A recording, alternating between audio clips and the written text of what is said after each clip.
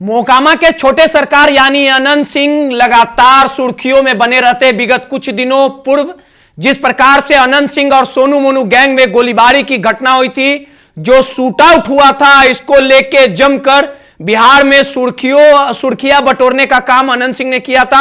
और इस पूरे मामले को लेके अनंत सिंह ने कहा था कि अगर हमें कोई गोली चलाएगा तो गोली का जवाब गोली से मिलेगा, और भले ही इसके लिए हमें हजारों बार जेल जाना पड़े, ये पूरी तरह से हम रुकने वाले नहीं है, क्योंकि सम्मान और इज्जत के साथ समझौता नहीं होगा।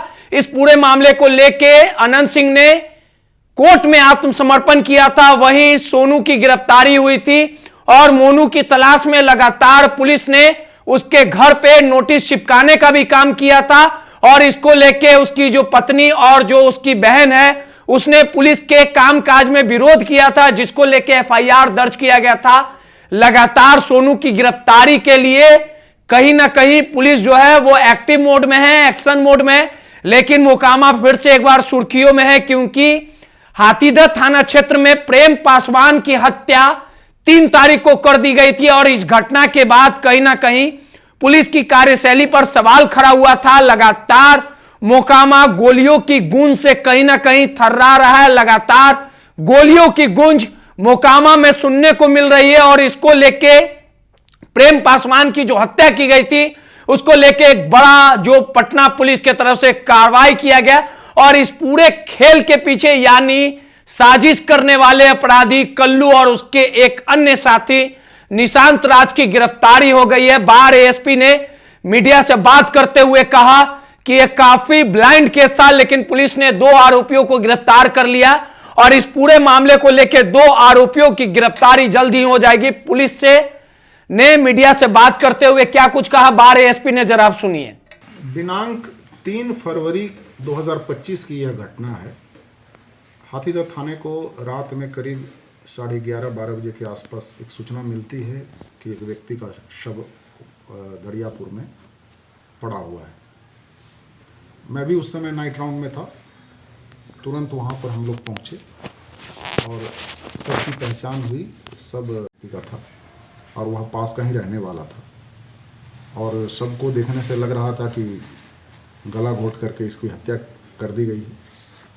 अगले दिन हम लोग एफएसएल की टीम को बुलाए और हम लोग घटनास्थल का गहराई से निरीक्षण शुरू किए। तो घटनास्थल के निरीक्षण के क्रम में एक स्थान से हम लोगों को पिस्टल मिला, उसमें कुछ गोली लोड था और एक गोली उसके चैम्बर में भी थी। फिर आसपास के घर का निरीक्षण जब किया गया तो एक घर से कुछ ब्लड का सैंपल जैसा मिला। एफएसएल की टीम ने कंफर्म किया कि वो ब्लड ही है। उस घर वालों से भी प्रारंभिक पूछताछ की गई और जो हम लोग अनुसंधान तकनीकी और ह्यूमन इंटेलिजेंस के आधार पर कर रहे थे, उसके दौरान यह बात सामने आया कि कल्लू नाम का एक व्यक्ति है जो इसी गांव का रहने वाला है और वह इस घटना में शामिल है। घर वालों की संलिप्तता है या नहीं, उस समय यह स्पष्ट नहीं था। जब कल्लू को पकड़ा गया है और कल्लू से सभी बिंदुओं पर जब पूछताछ किया गया है तो इस पूरे मामले का खुलासा हुआ है। कल्लू, इसका साथी मोंटी और एक इन लोगों का दिल्ली का रहने वाला दोस्त है जसीम, ये तीनों मिलकर के कारू के घर पर तारी पी रहे थे। दिन में मृतक के साथ इन लोगों का कुछ विवाद हुआ था। 2 लोग इसमें पिस्टल लिए हुए थे, मोंटी और कल्लू। जैसे ही प्रेम पासवान घर के अंदर आता है, इन दोनों में बकझक शुरू होता है। कल्लू प्रेम पासवान के ऊपर गोली चलाता है। गोली की आवाज़ से वो गिर जाता है। इन लोगों को लगता है कि गोली लगी है या नहीं लगी है, ये लोग कंफर्म नहीं थे, लेकिन बिल्कुल ये निश्चिंत होने के लिए कि इसकी हत्या कर दी जाए, इन्होंने उसका गला घोटना शुरू किया और सभी मिलकर गला घोटकर इसकी हत्या कर दी। इसके बाद ये 3 और घर वाले जो कारू थे, इन सब की मदद से इसके डेड बॉडी को इन्होंने दूर कर दिया। इसी क्रम में कल्लू मियाँ का वहाँ पर पिस्टल गिर जाता है और ये लोग बॉडी को जाकर के दूर फेंक देते हैं। और इसके जिस मोटरसाइकिल से मृतक प्रेम आया था, उस मोटरसाइकिल को भी दूर कर देते हैं ताकि घटना स्थल को शिफ्ट कर दिया जाए और पुलिस को गुमराह किया जाए और ताकि पुलिस को कांड के उद्भेदन में परेशानी हो। लेकिन इस कांड का पूर्ण रूपेण उद्भेदन कर लिया गया है। इस घटना में 2 लोगों की गिरफ्तारी हो गई है, 2 अभी फरार हैं जिनकी गिरफ्तारी के लिए हम लोग प्रयास कर रहे हैं। तो आपने सुना कि 2 आरोपी अभी भी फरार हैं। लगातार मोकामा में अपराधियों की तूती बोलती है। अपराधी किसी भी घटनाओं को अंजाम देने से कतराते नहीं।